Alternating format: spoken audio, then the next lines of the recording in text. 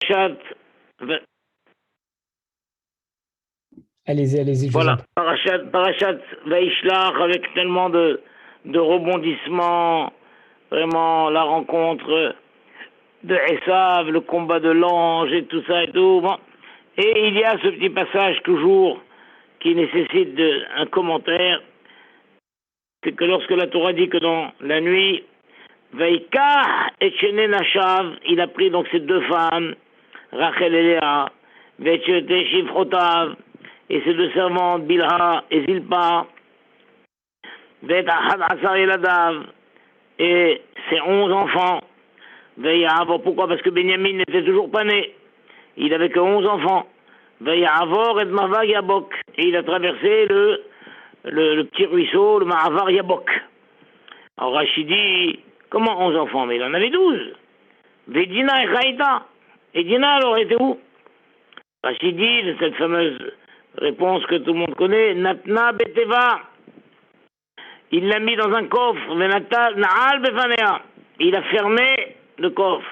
Chez Loïtenba Esav Enav, pour que Esav ne donne pas ses yeux sur lui, ou sur elle, ou le Karne Enach. C'est pour ça qu'il a été puni, Yaakov.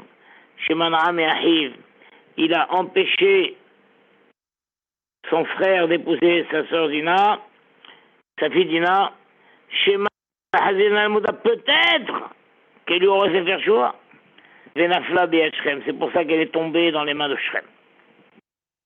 Donc chaque année, on reparle de ça et vraiment, beaucoup ne comprennent pas qu'est-ce que c'est que cette histoire. Comment Yaakov aurait-il dû donner sa fille Dina à Esav, schéma, peut-être, dans le doute, ou peut-être qu'elle lui aurait fait faire choix. Mais comment c'est possible ça? Il dit, si Yaakov était venu demander au Beth Midrash, voilà, j'ai une fille, est-ce que je la donne à mon frère avec l'espoir qu'elle lui fait faire choix? Bien sûr qu'on lui aurait dit non, bien sûr que non, c'est un sourd. C'est un sourd. Alors il a fait ce qu'il fallait faire. Alors pourquoi on lui fait un tel reproche? On lui dit quoi? Tu as caché ta fille, tu l'as empêché que Esav la voie, peut-être qu'elle lui aurait plu, il l'aurait demandé comme femme, et peut-être elle lui aurait fait faire chouva, et ben tu verras, elle va tomber dans des mains pires que ça. Incroyable. Et là-bas, le Midrash qui rapporte ce que Rachid dit, il n'a pas inventé, il a trouvé ça dans le Midrash. Et là-bas, le Midrash dit que Ravuna, Beshem Rabbi Abba, Cohen Bardella, Amarlo, que le Bourou lui a cité un pasouk dans Yov qui dit la masse mere'u chesed. Celui qui a volé de son ami la possibilité de lui faire chesed. Tu avais une possibilité de faire chesed à ton frère, tu lui as volé cette possibilité. Mana'ta merecha chesed. Mana'ta hasbecha menachucha. Tu t'es retenu de faire du chesed à ton frère. Des Iloun Savit les Gavral aux Zinta, si elle s'était mariée avec lui, il n'y aurait pas eu l'histoire de Znout avec Shrem. Ah, tu n'as pas voulu la marier à quelqu'un qui est circoncis, eh bien elle se trouve mariée avec quelqu'un qui est incirconcis. Tu n'as pas voulu la marier d'une manière permise, eh bien elle s'est retrouvée mariée d'une manière interdite. Et c'est pour ça que toute l'histoire commence, Vatetse Dina Batléa. Elle est sortie, Dina Batléa, voir les filles dans la foire du village, et c'est là qu'elle s'est fait attraper. Donc c'est incroyable, incroyable, que le bourreau lui dit, tu as empêché, tu as volé le droit de Hesed que ton frère était en droit d'attendre de toi, tu lui as volé ça. Incroyable ça. Du Midrash même, on dirait presque c'était sûr qu'il aurait fait choix. Mais Rachid n'est pas allé si loin. Rachid dit peut-être elle aurait fait choix. Et bien sur un peut-être, il a été puni si gravement, si gravement. C'est vraiment beaucoup de mal à comprendre. Alors, il y a, c'est connu la réponse du Sabam et Sobotka qui disait, oui, c'est pas le fait même de ne pas l'avoir donné à Esav.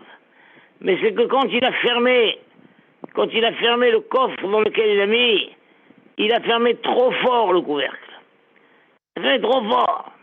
Et même le Rav Rothenberg nous disait que quand il a tourné la clé dans la serrure, il a donné 2 tours. 2 tours. Et dans le premier tour, il a dit, bon, je protège ma fille. Et dans le deuxième tour, il a rajouté, il dit, ah, comme ça, il l'aura pas. Ah, il l'aura pas. Alors c'est ça, le Sabbat Misobotka, il va pas si loin. Il dit, mais quand il a fermé tellement fort le couvercle, et il aurait dû dire, aïe, c'est dommage quand même qu'on en arrive là. Ah, il aurait dû avoir de la peine de ne pas donner sa fille Dina. Il aurait dû se dire, aïe, si seulement c'était possible de donner Dina à mon frère, ça aurait été tellement bien. Ah, quel malheur d'en arriver là. Mais Yaakov n'a pas pensé à ça. Il a fermé à double tour. Il a bien fermé le couvercle. D'accord? C'est pour ça qu'on lui en veut. Ça, c'est la réponse à Rav Sobotka. Mais le Rav Bergman, il veut aller beaucoup plus loin. Beaucoup plus loin. Pour expliquer ça, il dit, on voit que la Gemara dit que quand un homme il fait une mitzvah, il doit la faire belef shalem. Il doit la faire avec simha.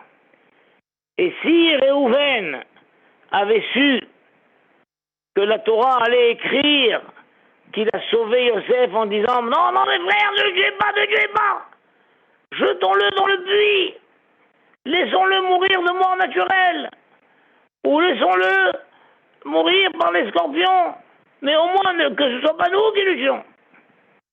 La Torah dit que lui, secrètement, il espérait qu'une fois que ses frères vont s'éloigner, il va revenir en arrière et il sortira Yosef, il le ramènera à son père. Mais le Midrash dit, si Réhouven avait su que la Torah allait écrire ça, qu'il comptait secrètement le sortir du puits pour le ramener, là, devant ses frères, il l'aurait pris, il l'aurait mis sur ses épaules et il aurait couru, il l'aurait ramené chez son frère. Comme ça, le Midrash dit. Alors Bergman dit, c'est quoi cette histoire? Même s'il avait su que la Torah allait écrire ça, mais comment? Jamais il aurait pu le mettre sur ses épaules et l'amener son père, mais comment? Les frères l'ont condamné à mort. Ils disent, maintenant on va le tuer. Il a obtenu qu'on ne le tue pas. Franchement, qu'on le laisse mourir dans le puits. Ah, c'est déjà un grand gain qu'il a obtenu. Mais maintenant dire qu'il aurait fait encore plus, le prendre sur ses épaules et courir et le ramener son père, mais jamais les frères l'auraient laissé. C'est quoi cette histoire? S'il avait su que la Torah écrit ça, il aurait fait plus. Mais comment il aurait fait plus? C'est pas possible. Ce même étonnement on a avec Abraham. Quand on parachute l'Hervécha, Abraham est sorti en guerre contre les 4 rois. Puisque vous vous rappelez qu'il y avait une guerre contre 4 rois contre 5. Et les 4 rois étaient tellement puissants qu'ils ont emporté la guerre contre les 5. Et parmi les 5, il y avait Sodome. Et en emportant le roi de Sodome prisonnier et toute la pollution de Sodome, toute la population de Sodome, ils ont pris aussi Lot. Et Abraham a décidé d'aller en guerre contre eux. Mais c'est quoi cette histoire d'aller en guerre contre eux? On voit que dans le Sefer HaYashar, il écrit qu'ils étaient 800 000 soldats. 800 000 soldats. Et Abraham a pris 318 soldats. Et d'après une opinion, le 318, c'était Eliezer, tout simplement, dont la valeur numérique, c'est 318. Et il a dit, allez, on y va, à l'attaque. C'est quoi cette histoire? Là-bas, c'est marqué que le visage des 318 soldats qu'il a pris ont verdi de frayeur. Ont verdi. Ils lui ont dit, mais maître, les 5 rois n'ont rien pu contre les 4 rois. Et nous allons en 318. Et a fortiori, d'après l'opinion, que c'était juste Eliezer qui l'a pris. Donc Eliezer a verdi, son visage a verdi. Il a dit, maître, mais ils sont 800 000. Qu'est-ce qu'on va faire ensemble? Qu'est-ce qu'on va faire? Et là-bas, Abraham lui a dit, on y va. Mais comment on y va? C'est quoi cette histoire? C'est quoi cette histoire? On y va. Pour comprendre ça, il y a une petite histoire un peu célèbre à Jérusalem, où un jeune homme a été mis en prison à tort par les Britanniques. Les Britanniques qui à l'époque étaient c'est eux qui régnaient sur la terre d'Israël. Et il y avait à l'époque le Briskerouv. Le Briskerouv a appelé l'un de ses proches, qui s'appelle Rav Moshe David Tenenbaum. Il l'a appelé Erev Yom Kippour, après-midi. Il lui a dit, vite, va chez le gouverneur anglais et fais tout pour obtenir la libération de ce jeune homme. Alors le Rav David Tenenbaum a dit, Rav, c'est trop tard maintenant, tous les bureaux sont fermés, je m'occuperai de ça après Yom Kippour. Maintenant on ne peut pas. Le Briskerouv lui a dit, ne dis pas que tu ne peux pas. Dis, je ne veux pas. Dis, je ne veux pas. Ne dis pas, je ne peux pas. Dis, je ne veux pas. Et alors, l'autre a dit, mais non, mais je veux. Je veux, mais je ne peux pas. Non, ça n'existe pas, je veux, mais je ne peux pas. Si tu dis que tu ne peux pas, dis que tu ne veux pas. Parce que si tu veux, tu peux. Alors, effectivement, il est allé. Il est allé l'après-midi, la veille de Yom Kippour, il est allé chez un haut placé. Et il lui a dit, voilà, écoutez, j'en supplie, maintenant ce soir c'est Yom Kippour, libérez-le, tout ça c'était une erreur, j'en prie là. Et le haut placé lui a dit, écoutez, pour cela, il faut que j'aille chez le gouverneur. Mais à ce heure-ci, je ne peux pas. À ce heure-ci, je ne peux pas. Alors il lui a dit, vous savez, le grand rave de Jérusalem a dit qu'il ne faut pas dire je ne peux pas. Il faut dire je ne veux pas. Donc si vous ne voulez pas, dites-moi je ne veux pas, mais ne dites pas je ne peux pas. Et l'autre a été tellement touché, il a dit bon, on va voir ce qu'on peut. Et il est allé, il a réussi à aller chez le gouverneur a accepté de libérer, etc. Et le Havrer, 1 heure avant Yom Kippour, a été libéré, il est rentré chez lui. Et donc c'était cette grande leçon. Donc à la suite, après Yom Kippour, le Briskerouv, il a expliqué à ses élèves d'où j'ai trouvé ça. D'où j'ai trouvé ça que on ne dit pas je ne veux pas, on dit pas je ne peux pas, on dit je ne veux pas. J'ai trouvé ça de la paracha de Avraham Avinu, le 3e jour de la Brit Mila. Le 3e jour de la Brit Mila, Hachem avait fait sortir un très grand soleil, très chaud, pour que les gens ne sortent pas dans la rue et pour pas déranger Avraham. Mais Avraham Avinu, au contraire, souffrait plus du manque d'invités que de la Brit Mila elle-même. Alors il a envoyé Eliezer, il lui a dit, je t'en supplie, cherche, tu vas bien trouver des invités quelque part. Et Eliezer est sorti, il a cherché, il n'a pas trouvé, il est revenu, il lui a dit, j'ai pas trouvé. Et là-bas, Abraham Avinu s'est mis en colère contre lui, il lui a dit, on ne peut pas faire confiance aux esclaves. Alors le Briskerouv va demander, comment Abraham s'est mis tellement en colère contre Eliezer, il a dit on ne peut pas faire confiance aux esclaves. Mais Eliezer, c'était le serviteur fidèle d'Abraham.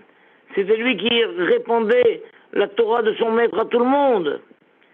Et c'était un grand sadique, il était, de même qu'Abraham avait dominé complètement son Yetzer Hara, pareil, Eliezer aussi avait complètement dominé son Yetzer Hara. Et quoi? Et c'est possible qu'il ait menti en disant j'ai pas trouvé d'invité. Abraham fait longtemps que j'ai un menteur. C'est un menteur, on ne peut pas te faire confiance. J'y vais moi-même. Et on voit qu'Abraham Avinu est allé lui-même et il a ramené les 3 anges. C'est quoi cette histoire? Comment il a traité de menteur? Ah, c'est ça qu'Abraham a dit à Eliezer. Ça veut dire quoi que tu n'as pas trouvé? Ça veut dire quoi? Je n'ai pas pu trouver. Dis, je n'ai pas voulu trouver. Si tu avais voulu trouver, tu en aurais trouvé. Mais si tu reviens et que tu n'as pas trouvé, ne dis pas j'ai pas pu trouver. Dis, j'ai pas voulu trouver. Et on voit qu'Abraham, il a dit, moi, je vais en trouver. Tu verras, moi, je vais en trouver. Parce que moi, je veux en trouver, j'en trouverai.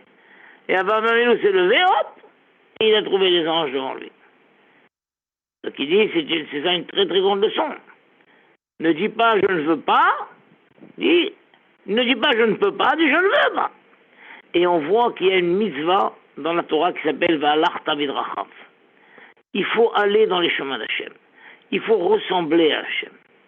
Or, toute la création du monde, Hachem l'a fait pour une seule raison, pour faire du Hesed avec l'humanité. Akadosh Baruch Hu, il a un besoin, entre guillemets, de faire du Hesed.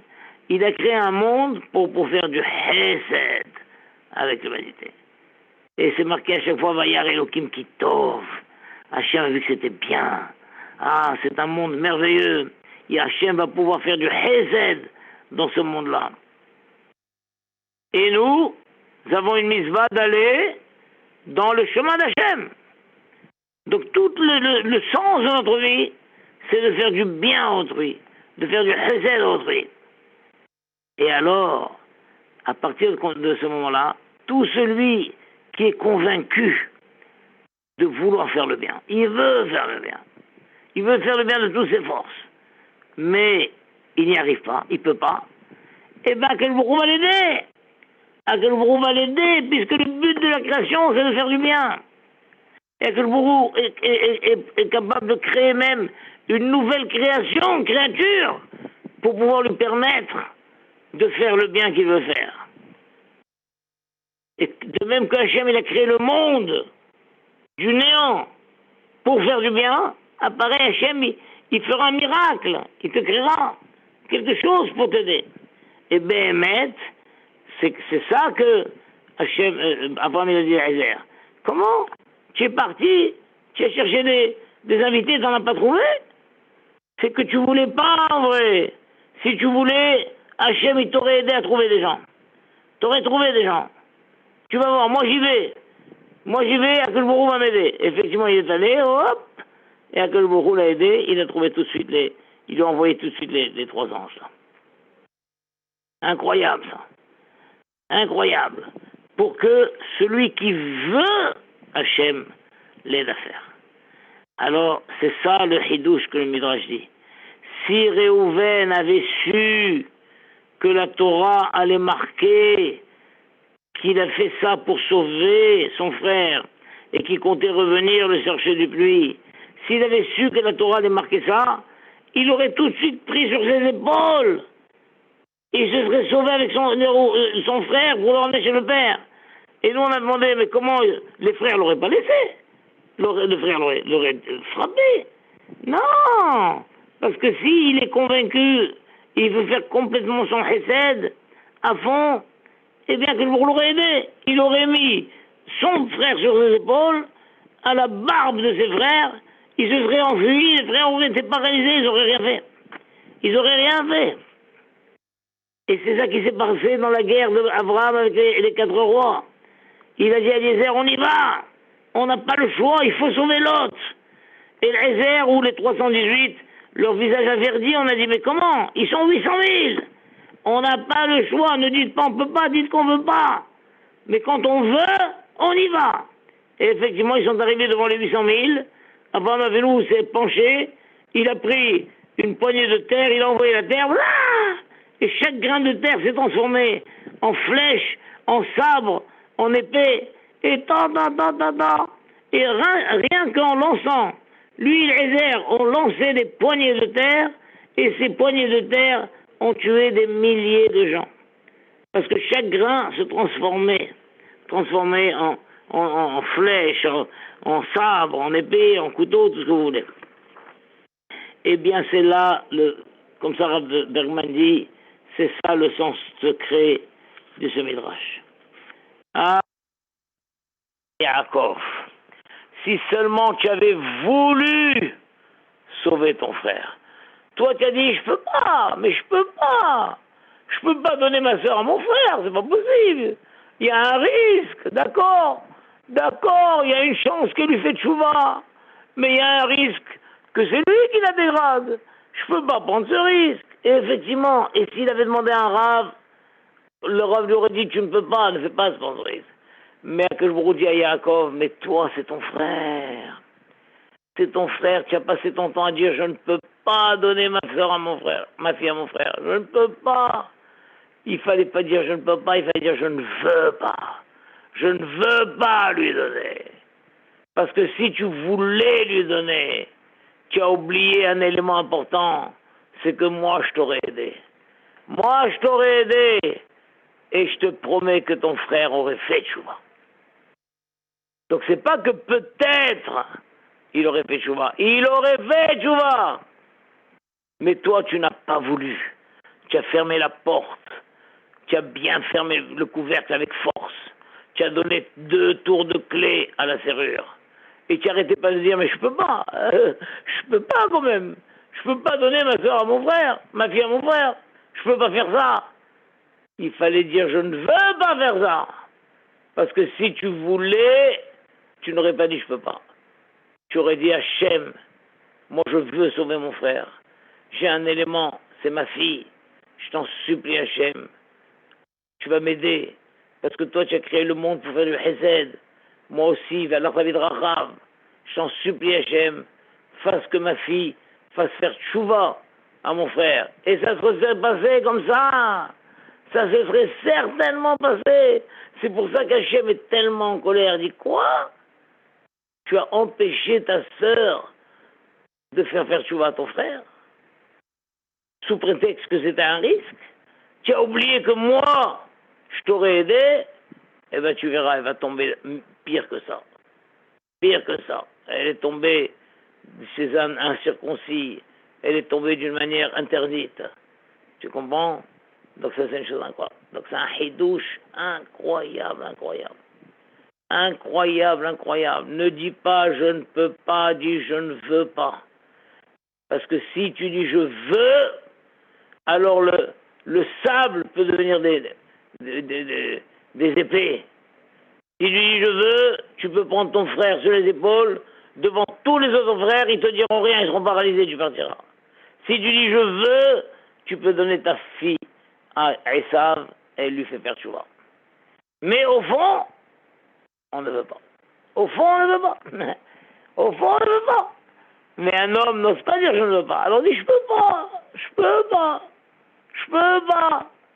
Et il n'y a que le brisque rouge pour dire ne dis pas je ne peux pas, dis je ne veux pas. Et donc quand le Rav est parti voir le gouverneur, le Katsine général britannique, il lui a dit mais à cette heure-ci je ne peux rien faire.